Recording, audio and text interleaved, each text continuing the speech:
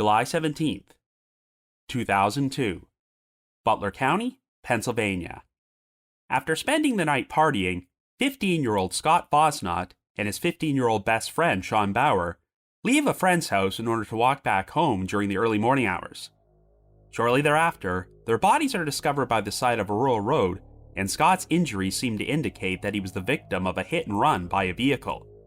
However, Shawn's only injury are some fatal head wounds, which suggest he was killed in another fashion and the boys' deaths were not an accident, but no suspects are ever identified, and the truth about what happened remains unknown. After that, the trail went cold.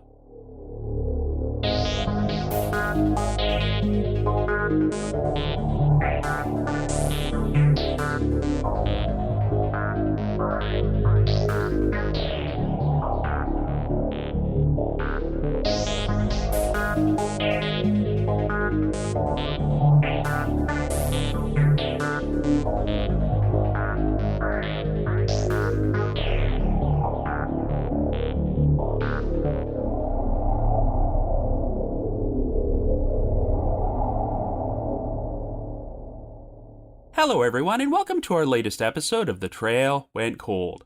I'm your host Robin Warder, and this week, we're going to be covering a case about a pair of teenage best friends who were simultaneously killed under bizarre circumstances. The unexplained 2002 deaths of Scott Fosnaught and Shawn Baur.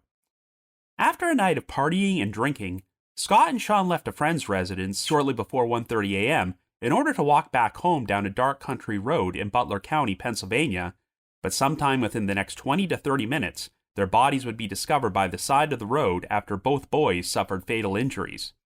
At the outset, it appeared that they had been the victims of a hit-and-run accident, as Scott's injuries did seem to be consistent with being struck by a vehicle, but the investigation took a surprising turn when the autopsy revealed that Shawn had only suffered 2 fatal wounds to the head which crushed his skull, yet he did not have any injuries on the rest of his body beneath his shoulders.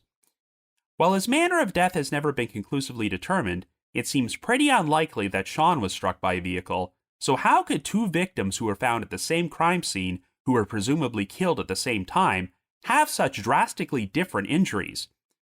One theory which has been pushed forward is that Scott may have accidentally been hit by a vehicle and the responsible party intentionally killed Shawn because he happened to be a witness.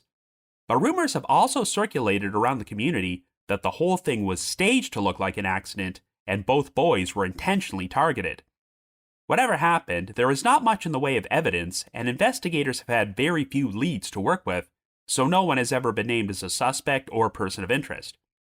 Anyway, after I'm discussing that case, I'm going to take a few moments to discuss a crime which was featured on Unsolved Mysteries, and that's the 1992 murder of 34-year-old David Hurley, who was fatally shot in an apparent road rage incident by a motorist who sideswiped his van. Even though these 2 featured cases are not connected, I decided to feature them together on this episode because David's murder took place in neighbouring Allegheny County, about 40 miles from where Scott and Shawn were killed, so I thought it was worthy of some coverage as well. However, before we get started, just a quick reminder that The Trail Went Cold is a weekly podcast, which is currently available for download on several platforms, including Apple Podcasts, Spotify, Amazon Music, YouTube Music, Podcast Addict, and more. So if you like this podcast, be sure to subscribe to it, and please leave us a rating or review on any of those sites to help spread the word and garner us more exposure. The Trail Went Cold is on Patreon, so if you would like to learn how to support the show, please visit our page at patreon.com/thetrailwentcold. For as little as $1 a month, you can garner access to exclusive rewards, including stickers and thank you cards, early access to episodes, and bonus content, as our Patreon page has nearly 90 exclusive bonus episodes in our archives which are not available on a regular feed. So with all that out of the way, let us now explore the deaths of Scott Fosnaught and Shawn Baur.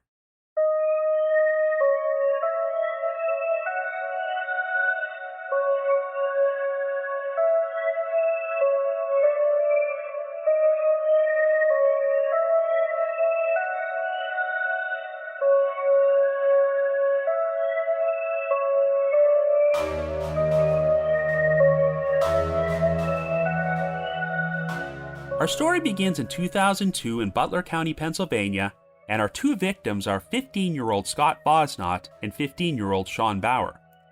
In 1986, Shawn and Scott were born within 3 days of each other on July the 22nd and 25th, respectively, and seemed to have differing personalities, as Shawn was very popular and outgoing, while Scott was described as being more quiet and introverted. In spite of this, they became best friends and are currently next-door neighbors in Evans City, a borough located 30 miles north of Pittsburgh, which had a population of around 2,000 at that time. Scott is the second of 3 children to parents A. Leave and Scott Fosnaught Sr., while Shawn lives with his parents, Barry and Patty Baur, and also has an older sister. At this particular point, the 2 boys are enjoying their summer break as students at Seneca Valley Intermediate High School and are looking forward to their upcoming 16th birthdays and obtaining their driver's licenses. On the evening of July the 16th, Scott and Shawn said they were going out with a friend to a restaurant in Cranberry Township, and each told their respective families that they would be spending the night at the other's house.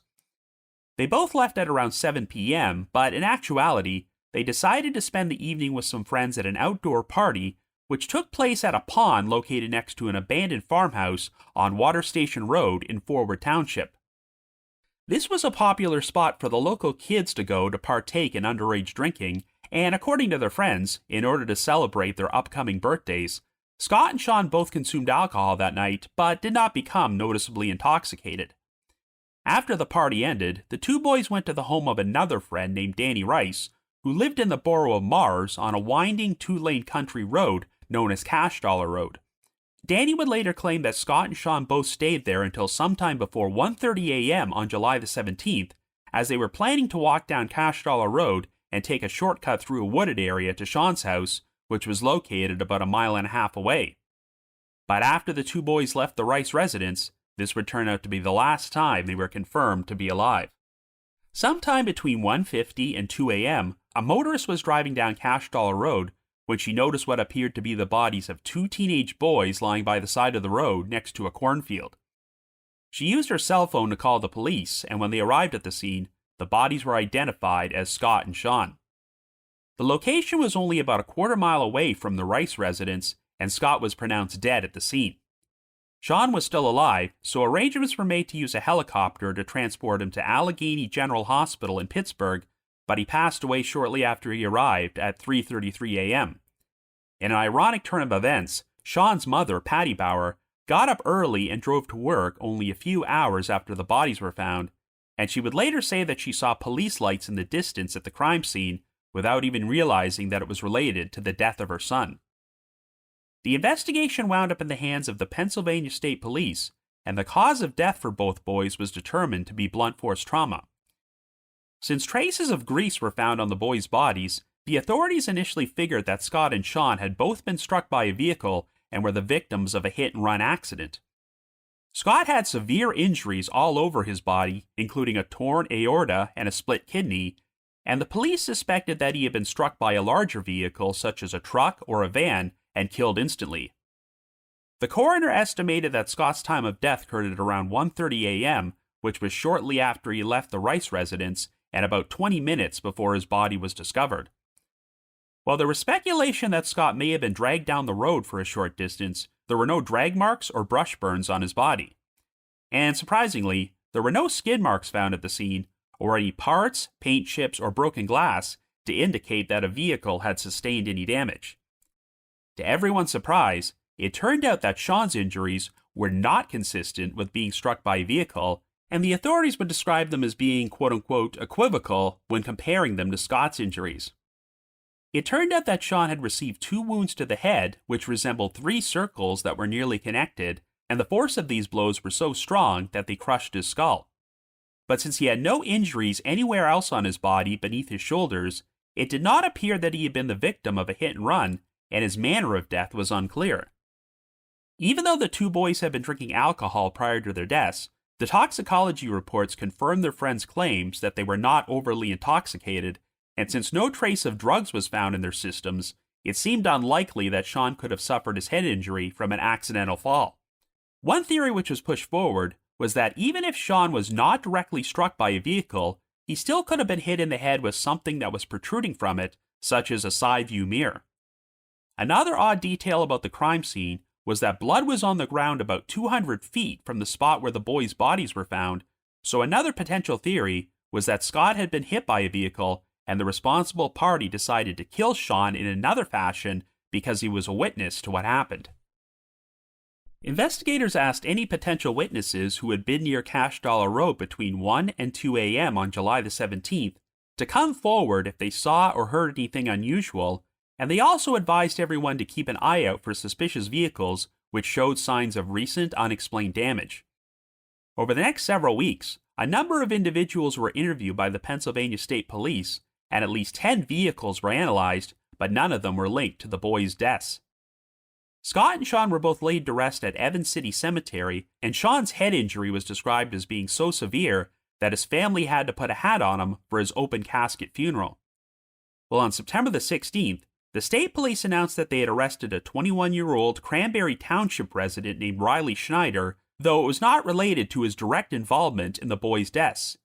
Instead, Schneider was arrested on the charges of corruption of minors and furnishing alcohol to minors, as he had supposedly provided some of the bottles of rum and vodka which Scott and Shawn had consumed at the party on Water Station Road. Police stated that they did not consider Schneider to be a suspect in the boys' deaths, as they were able to confirm that he parted ways with them long before they were killed, but they also announced that they expected additional arrests to take place in the near future.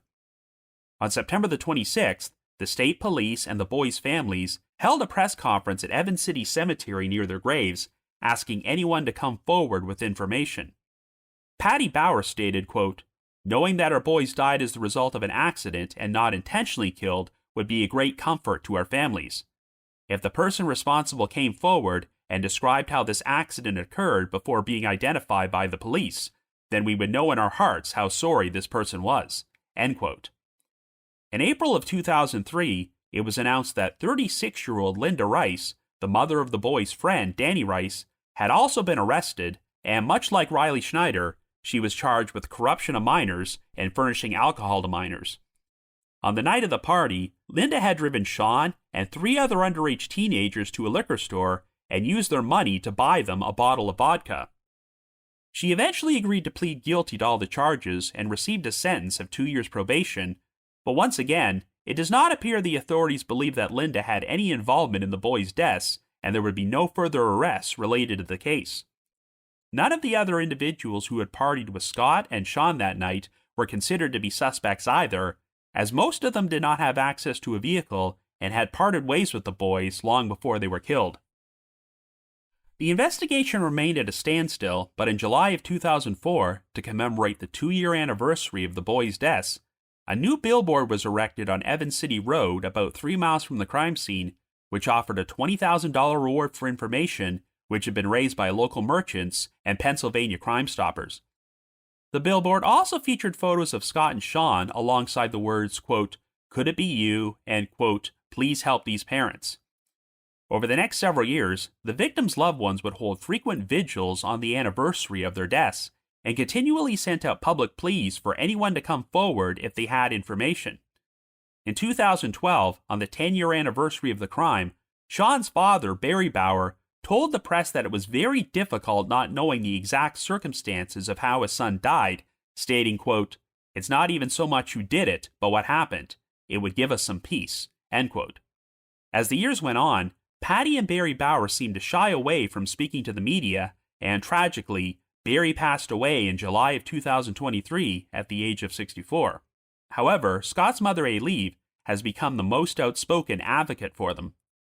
Since she has gotten divorced from Scott's father, she now goes by the name Alieve Rausch and has done a number of interviews in which she has shared some of the local rumors which have been spread throughout the community over the years, though Alieve has not publicly named any of the individuals who have been accused of involvement in the boys' deaths. In 2023, Alieve did an interview about the case for PennLive.com in which she shared 3 of the most prominent rumors. One of them involved a local man who was supposedly kicked out of a bar on the night of the crime and threatened to come back there with a gun.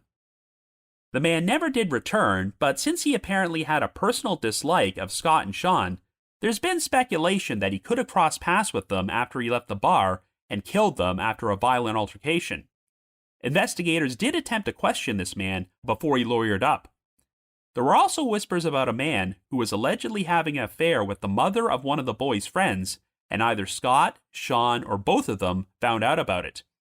This man reportedly attended a concert on the night of the crime, and the rumor which has been spread is that he could have come across the two boys while driving home and decided to kill them to prevent them from telling anyone about his affair. According to A. This man also lawyered up when police attempted to question him. A. also claimed that there have been rumors about Scott and Shawn being killed by a third man who was reputed to be a local drug dealer, and she stated, quote, "There's just so many different stories about different people, and all the scenarios are possible," end quote. For their part, the Pennsylvania State Police have not publicly commented on any of these theories, but lead investigator, Trooper Max DeLuca, did confirm that tips about the case still came in, though he said a lot of them were, quote-unquote, hearsay on top of hearsay on top of hearsay. So after 2 decades, the deaths of Scott Fosnaught and Shawn Baur continue to remain unsolved. So I guess you could say the trail went cold.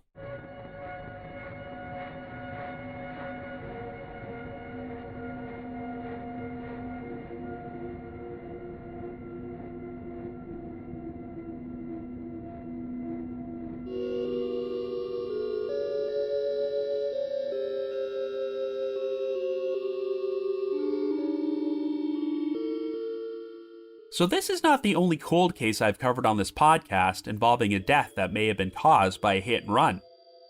Those are some of the most frustrating cases because if there were no witnesses at the scene and the perpetrator immediately fled the area and managed to keep their mouth shut, it can be a major challenge for law enforcement to solve them. In some hit and run cases, investigators will at least have some physical evidence at the scene which they can potentially match to a vehicle, such as parts, paint chips, or broken glass, but we don't even have that here. Scott Fosnaught and Shawn Baur were both killed on a dark rural road in the middle of the night, and it does not sound like anyone reported seeing or hearing anything unusual, so given the circumstances, I suppose it's not surprising that this case has remained unsolved for 22 years. However, what sets this case apart is that we can't even be 100% certain that a hit and run actually took place. While investigators believe that Scott's injuries were consistent with being struck by a vehicle, all Shawn had were a pair of head wounds and a crushed skull, which seems to indicate that he may have been struck by a blunt instrument instead. If there's another case I could compare this one to, it's the unexplained 1989 death of 13-year-old Russell Evans, which was featured on Unsolved Mysteries, as well as Minisode number 9 of The Trail Went Cold. To recap, Russell Evans suffered fatal injuries while walking home on a suburban street in Spokane, Washington during the early morning hours, but while the authorities ruled his death to be a random hit-and-run accident, Russell's family felt that his injuries were consistent with having suffered a fatal beating and that he was intentionally targeted. I mean, obviously, even if the hit-and-run accident theory in this case and Russell's case were correct, fatally striking someone with a vehicle and fleeing the scene is still a crime either way. But figuring out if said crime is a random hit and run or a premeditated homicide by someone who personally knew the victims is still a very important distinction since it can go a long way towards helping solve the case. The big complication here is that this crime might be a mix of both these scenarios, as it's possible that Scott was accidentally struck by a vehicle, but the responsible party killed Shawn in a different fashion because they felt they needed to eliminate the only witness. At the outset, it sounds like both of the boys' families may have been willing to forgive the perpetrator if this was legitimately an accident and they were willing to come forward and express remorse for what they did. However, since 2 decades have passed, the families are now inclined to believe that there was no accident at all, and whoever did this always intended to kill Scott and Shawn. I previously mentioned that Shawn's parents have shied away from the spotlight in recent years, particularly since his father passed away, but Scott's mother, A-Leave Rausch, is doing everything she can to keep this story in the spotlight and will not rest until the responsible party is brought to justice and she learns the truth about what happened. Over the years, A-Leave has heard rumors about a number of different possible scenarios, but they obviously can't all be true, and law enforcement has always been very tight-lipped about whether they put credence into any of them. We know that on the night of their deaths, Scott and Shawn attended an outdoor party and partook in some underage drinking. And another unique angle to this case is that 2 adults, Linda Rice and Riley Schneider, wound up being arrested and charged with supplying them with alcohol. To make things even more interesting, Linda happened to be the mother of the boys' friend, Danny Rice, who was technically the last known person to see them alive. In spite of this, I don't get the impression that law enforcement believes that Linda, Riley Schneider, or anyone else who was at the party that night had any involvement in the boys' deaths. And I think some members of the community felt these arrests for providing the boys with alcohol were all done for show in order to give off the impression that law enforcement was making progress in their investigation, when in actuality, they may not have any idea who committed this crime. It's also worth noting that even though Scott and Shawn definitely consumed alcohol, it does not appear they were intoxicated, and they were definitely not under the influence of any drugs, so they likely had their full faculties when they began their walk from Danny Rice's house to their homes in Evans City. But since their route was on Cash Dollar Road, a winding country road with no lighting, it would have been easy for a vehicle to hit them. And even if it was legitimately an unplanned accident, if the driver happened to be drunk at the time, well, they obviously wouldn't want to involve the authorities or leave a living witness behind. It sounds like Scott and Shawn's deaths would have needed to take place within a rather narrow window of time, as they left the Rice residence shortly before 1:30 a.m. and made it about a quarter mile before a motorist discovered their bodies between 1:50 and 2 a.m. Scott's estimated time of death was believed to have been at or shortly after 1:30, so the responsible party was likely long gone by the time the bodies were found. No one reported seeing or hearing anything unusual, but because this was such a rural road, the authorities have always found it very unlikely that some random motorists who had no familiarity with the area would just happen to be passing through at that time of night. This is why it's been suspected that the perpetrator or perpetrators were local and were either driving on Cash Dollar Road with a destination in mind, or were perhaps following Scott and Shawn with the intention of killing them. The main reason that investigators do not believe that Shawn was struck by a vehicle was because he only had wounds on the back of his head, but no injuries beneath his shoulders. In comparison, Scott had a torn aorta and a split kidney, which is why it's believed that he was hit by a larger vehicle such as a truck or a van, and it's very unlikely that something like that could have hit Shawn without causing more severe internal injuries. This is why there's been speculation that Shawn was intentionally struck by an object, such as a baseball bat, and to make another comparison to a case from Unsolved Mysteries, the situation is giving me flashbacks to their segment about Jenny Pratt, who suffered extensive brain damage when she was struck in the back of the head with a 2x4 by someone who passed by her in a pickup truck while she was riding on the back of a motorcycle. So I guess it's possible that someone could have swung an object at Shawn from the same vehicle which struck Scott, or it may have been a protruding object, such as one of the side view mirrors. However, you would think that an impact like that would have damaged the mirror, yet no broken vehicle parts were found at the scene. Another strange detail is that traces of blood were found on the ground about 200 feet from the boys' bodies. It's never been revealed if forensic testing was performed on the blood to determine who it belonged to, as the Pennsylvania State Police have said that they will not comment on any evidence which may have been found at the crime scene. But theoretically, if Scott was fatally struck by a vehicle, the perpetrator could have stopped and climbed out and chased Shawn before striking him in the head with something, which would explain why blood was found there. While Scott was known for being more passive, Shawn was described as being a fighter, and even though the authorities haven't mentioned anything about defensive wounds on his body, he could very well have attempted to put up a fight, and this is what led to his skull being crushed. Now, it might seem weird that the perpetrator would then go to the trouble of moving Shawn's body 200 feet back to the side of the road, but I suppose they could have done so if they wanted to stage the scene and make it look like he was struck by a vehicle and was the victim of a random hit and run. Another possibility is that Scott could have been severely beaten and the perpetrator then struck him with the vehicle in order to make it look like an accident. But still, the crime was believed to have taken place within a window of only about 20 minutes, so that's not a lot of time for this sort of elaborate staging to have taken place. Like I mentioned earlier, it does not sound like investigators have any suspicions about the other teenagers who spent the night hanging out with the two boys at the party, so if this was premeditated, how many people would have even known they'd be walking down Cash Dollar Road at that time of night? Alieve Roush has already shared a couple of the rumors she has heard over the years, though I don't know enough specific information about them to determine if they are credible. For instance, One rumor involved a man who was supposedly having an affair with the mother of one of the boys' friends, and he decided to kill them because they found out about it, but murdering two teenage boys seems like a pretty extreme reaction to covering up a secret affair. When Aileen was interviewed on an episode of the Criminology podcast several years ago, she made mention of a mean family from the area who did not get along with the boys, and Scott and Shawn would have passed by this family's garage on their route home. Given that this was 1:30 in the morning, I don't know if anyone from this family would have still been awake at that point, but if they were, and just happened to see Scott and Shawn walking down Cash Dollar Road alone, they may have felt compelled to attack them, and even if they didn't intend to kill anyone and only wanted to rough the boys up, things could have escalated into murder. If they hit either of these boys with a vehicle, well, having their own garage would definitely be an ideal situation to repair any damage they sustained without anyone finding out about it. The authorities have never officially determined the exact manner of death for either of the boys, even though Scott's injuries do appear to be consistent with being struck by a vehicle, but their families do seem inclined to believe that they were violently attacked and the scene was staged to look like a hit-and-run accident after the fact.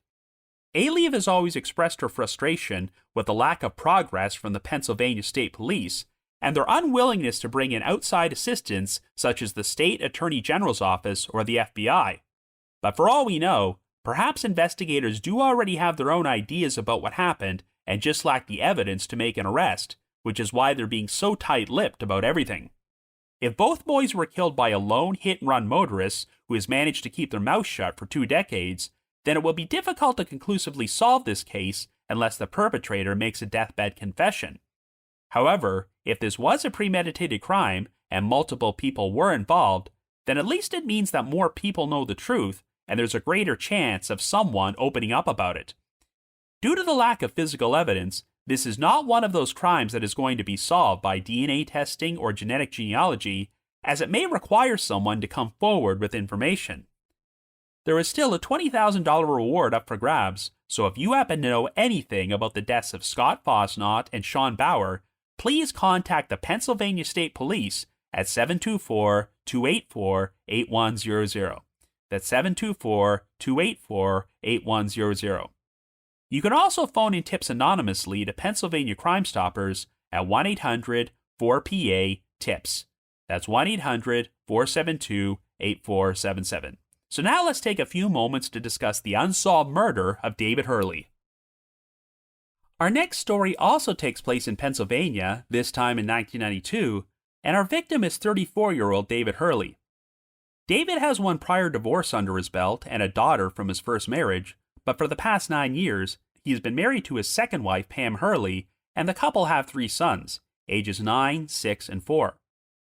The family currently lives at their residence on Jones Avenue in Turtle Creek, a borough located in Allegheny County about 12 miles southeast of Pittsburgh, which had a population of around 6,500 at that time. David had previously worked as a maintenance man at Kane Hospital in Pittsburgh, but has been forced to go on disability due to complications from a hernia operation. Nevertheless, David still keeps himself busy by volunteering as an assistant coach for 2 of his son's baseball teams, and he also assists with a Boy Scout troop headed by his brother, Bill Hurley. On the morning of Saturday, June the 13th, David and Bill were planning to take the troop on a canoe trip and would leave at 5 a.m., but after going to bed, David became restless and found himself unable to sleep. At some point during the night, David woke Pam up, and there are differing accounts about what time this was, as the Unsolved Mystery segment about this case said it was 1:30 a.m., while other news sources have said that it was around 3 a.m. Either way, David told Pam that since he couldn't fall back asleep, he was going to head out and pick up some donuts before driving to his brother's house in Penn Hills, where he would hang out for a few hours before they left on their canoe trip. Pam then went back to sleep while David left, but at around 3:30, she was suddenly awakened by the sound of her husband calling out to her. When Pam headed downstairs, she was shocked to discover that David had returned home and was now bleeding from the lower chest, back, and shoulder. He said he had just been shot 3 times, so Pam immediately called 911 while they applied pressure to David's wounds. While waiting for the paramedics to arrive, David told Pam that he had stopped at a Dunkin' Donut shop on Penn Center Boulevard, and after picking up some donuts, he hopped back into his van and started heading west on US Route 22 towards his brother's house. However, his van was suddenly sideswiped on the passenger side by a car which he described as a gold or champagne-colored 1989 or 1990 Honda Prelude. Both vehicles then pulled off the highway and parked in front of an establishment called Carl's Tavern, and David said he was expecting to exchange insurance information with the driver of the Prelude. A young black male who appeared to be in his mid to late 20s climbed out of the car, and David said he approached him and asked if he was all right. To David's surprise, the man responded by punching him in the face and pulled out a gun before firing 2 shots into his shoulder and his lower chest. When David turned to run away, the man proceeded to fire an additional shot into his back. Even though David was wounded, he still managed to climb back into his van and flee the scene, and since he was only 2 miles from his house, he elected to drive back home in order to call for help. Officers from the Turtle Creek Police Department and paramedics soon arrived at the Hurley residence, and David recounted the same story to them before he was rushed by helicopter to Presbyterian University Hospital in Pittsburgh. The description David provided of the shooter and his vehicle were subsequently broadcast over the police band in hopes that the suspect could be found. David was rushed into emergency surgery at 4:30 a.m., but just under 2 hours later, the doctors emerged into the waiting room and informed Pam that her husband had passed away. It turned out that one of the bullets had lacerated David's liver, which caused serious internal bleeding, and while the operation had initially been progressing well, David suddenly went into acute cardiac arrest, and the surgeons were unable to save him. Since David's murder technically took place outside of Turtle Creek, the investigation would be handled by the Allegheny County Police Department. Unfortunately, since David did not provide a very detailed description of the shooter, the police were unable to generate a composite sketch. They hoped that David's description of the assailant's vehicle, a 1989 or 1990 gold or champagne-colored Honda Prelude, would be a strong enough lead to track him down, as they figured the vehicle would have a damaged driver's side door and traces of green paint on it from having sideswiped David's van. The murder weapon was identified as a .380 semi-automatic pistol, and investigators speculated that the killer was a local. When the perpetrator could not be found, Pam's brother submitted David's case to Unsolved Mysteries, and they agreed to produce a segment about it, which was featured on an episode that aired in April of 1993. While this exposure did not immediately pave the way to any new leads, there would be a potentially major development in 1995 when the crime lab performed testing on a gun which had been seized in another case and determined that it was the same murder weapon used to shoot David. However, since the gun had changed hands over the previous 3 years, investigators were unable to conclusively link it to David's killer. In December of 2003, Pam revealed during an interview that a few years earlier, police had told her that the Drug Enforcement Administration had issued a warrant for the arrest of a possible suspect on unrelated charges, but this person could not be conclusively linked to David's murder. Allegheny County homicide detective Tom Wolfson, the lead investigator at the time, also confirmed that he did have a good potential suspect in the case, but lacked the necessary evidence to charge him. Wolfson believed there were other people who had information about the murder, but were afraid to get involved, and Pam claimed that she was told that a woman might hold the key to securing an arrest and a conviction. However, the perpetrator has still never been brought to justice, and after 33 years, the murder of David Hurley continues to remain unsolved. So I guess you could say the trail went cold.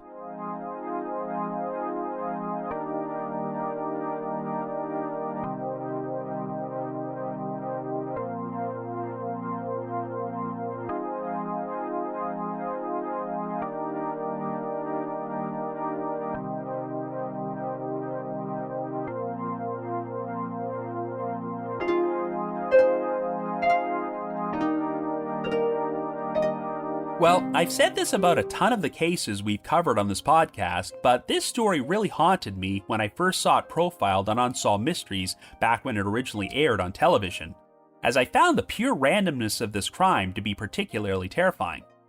I also found it heartbreaking that even though David Hurley was shot 3 times, it did not initially appear that his wounds would be fatal, as he still had the wherewithal to drive back to his home and share his account of what happened with the police before he was taken to the hospital. During her Unsolved Mysteries interview, Pam Hurley stated that when the doctors emerged from surgery a lot quicker than she expected, she figured they would have good news only to learn that her husband had suddenly died due to complications. The crime took place on a deserted road in the middle of the night without any witnesses around, so if David had not lived long enough to tell his version of events, we might not have any idea of how or why he was killed to this day. But other than David's description of a black male in his 20s and a gold-colored Honda Prelude, there still wasn't much information to work with. Under normal circumstances, I would say this is a pretty uncomplicated crime where we know exactly what happened, but just don't know the identity of the perpetrator. But this case has actually generated a surprising amount of online drama involving people with a personal connection to the victim. I mentioned earlier that before he got married to Pam and had 3 sons with her, David had actually been married to another woman and had a daughter, details which were not mentioned on Unsolved Mysteries. David's first wife passed away a few years ago, but if you go to the profile page for this case at the official Unsolved Mysteries website, you'll see that she once left some pretty unsavory comments about her ex-husband, accusing him of drug usage, gambling, infidelity, and abuse during their marriage. David's daughter and one of his sons have also popped up to leave comments on such places as Reddit and the Unsolved Mysteries message board at the Sitcoms Online forum. David's daughter has said some not-so-nice things about Pam Hurley, as it seems there was some bad blood between these two families, but to be fair, David's son has said that he remembers his dad being a very loving father. So even if by chance, the things David's ex-wife has said about him are true, it's possible that David became a better person after he married Pam and had his 3 sons. I debated whether or not to even mention any of this personal drama on the podcast because I'm not sure it has any relevance to David's murder. But I also think it may have clouded some people's perception of this case and created some unfounded speculation that there's more to this story. In other words, I've seen some online sleuths bring up the possibility that David's death was not a random crime committed by a stranger, and he was actually killed over something like a drug deal gone wrong or an extramarital affair, and in order to protect his reputation, David lied about what happened before he died. I think a lot of this speculation is based around the fact that some people have found it unusual that David decided to get up in the middle of the night and go out to get some donuts, even though he and his brother were not scheduled to take their Boy Scout troop on their canoe trip for a couple more hours. However, I think this might be due to the fact that the Unsolved Mysteries segment was likely incorrect about the timeline, as they said that David left his house at 1:30 a.m. and returned at around 3:30. Since the shooting supposedly took place only 2 miles from the Hurley residence, that does seem odd, since I'm not sure why these series of events would take 2 full hours, so I can see why one might be inclined to believe that getting donuts was a cover story for something else, like purchasing drugs. But I've seen other news sources state that David actually left his house at 3 a.m., so it makes a lot more sense if he stopped at Dunkin' Donuts, drove a few miles, pulled over and got shot, and then drove back home in the span of only 30 minutes. If you look at the route that David would have taken from Turtle Creek to the Dunkin' Donuts on Penn Center Boulevard to the spot alongside Route 22 where he was shot, the timeline does add up. It also needs to be said that at no point has law enforcement ever implied that they do not believe David was telling the truth. I have to assume that they corroborated his story and confirmed that he actually purchased the donuts, and they likely found traces of damage on his van from being sideswiped by the killer's car. I also wonder if any of the amateur sleuths who have dreamed up these wild theories are aware that investigators did apparently turn up a promising suspect, so they obviously know a lot more details about this crime than they've shared publicly. Not to mention the fact that the actual murder weapon wound up being found in connection to another crime, but since this was 3 years after the fact and the gun had changed hands, they were unable to link it to David's shooter. It's been reported that the prime suspect may have been arrested at some point by the Drug Enforcement Administration, though I wouldn't take this as a sign that David was involved in drugs. But if the killer was involved in drugs, that would go a long way towards explaining his actions that night, as perhaps he was on something when he sideswiped David's van and was in a totally irrational frame of mind when he decided to punch David and shoot him. Alternatively, if the perpetrator had drugs in his car or was involved in something illegal or had a prior history of criminal activity, he probably did not want David to file an accident report or contact the police, so a solution to avoid all that was to commit murder. Though I admittedly find it a bit odd that he allowed David to flee the scene rather than finish the job. But then, this doesn't sound like a particularly rational crime, so trying to find logic in the killer's actions might be pointless. The only other detail we know of from the investigation is that law enforcement apparently believes that there's a woman who holds the key to allowing them to arrest their prime suspect. Well, even though David only described having an encounter with one man, that doesn't necessarily mean that someone else couldn't have been inside the shooter's car when the crime took place. So does this mean that a woman was there and witnessed what happened? If true, her coming forward and going on the record could have been the one thing that law enforcement needed to file murder charges. Ultimately, I don't think there was any secret motive behind this crime, as it's probably nothing more than a tragic story of an innocent victim being in the wrong place at the wrong time and crossing paths with the wrong person who decided to kill him. And while this murder sounds completely senseless, these can unfortunately be the toughest crimes to solve. However, in many of these cases, investigators have virtually nothing to work with, so the fact that they did manage to uncover a promising suspect is a good sign. If this guy has openly bragged about what he did, or there was another witness to what happened, then it is still possible to build a case against him and bring him to justice after all these years. So if you have any information on the murder of David Hurley, please contact the Allegheny County Police Department at 412-473-1200. That's 412-473-1200. They also have an anonymous tip line at 1-833-ALL-TIPS. That's 1-833-255-8477. But if you just have your own thoughts about what happened in either of today's featured cases, feel free to leave me a comment or send me an email to robin.warder@icloud.com. That's robin.warder@icloud.com. Another reminder that The Trail Went Cold is on Patreon, so please visit patreon.com/thetrailwentcold to learn how you can support our podcast and become eligible for some pretty neat rewards. Over the past 7 years, our Patreon page has released nearly 90 exclusive bonus episodes, which are all currently available in our archives for our patrons in tiers 2 and 3. This past month, I released a bonus episode about the 1980 murder of Tanya Koprick by her estranged ex-fiancé, Richard Bachledge, who was profiled as a wanted fugitive on Unsolved Mysteries and has eluded the authorities for 45 years. I've also dropped an exclusive bonus episode from my spin-off podcast, The Path Went Chilly, in which myself and one of my co-hosts, Jules, discuss the 1982 murder of Diane Harlan and the subsequent 1982 disappearance of her husband, Hugh Harlan.